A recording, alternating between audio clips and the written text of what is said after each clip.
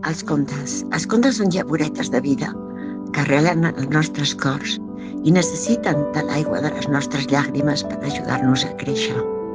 Quan contem un conte, ajudem a sembrar-les. Les llaboretes, sembrades, s'aniran fent visibles a poc, silenciosament, en tots els que hem escoltat els contes o també en els que els hem contat. Els contes venen d'una mica més enllà de l'inici del món, del que no trobem explicació, del mateix lloc on rau el misteri i de l'origen de la vida. Cal apropar-nos a ells des de ben menuts i som els adults que estem a prop dels infants, que tenim la possibilitat i la responsabilitat de fer-ho. Entre tots podem fer una teranyina de contes que agomboli, doni suport, gronxi i sostingui els infants, fins que ells no siguin capaços de llegir-los per ells mateixos o d'esdevenir, amb el temps ells també, teixidors de contes.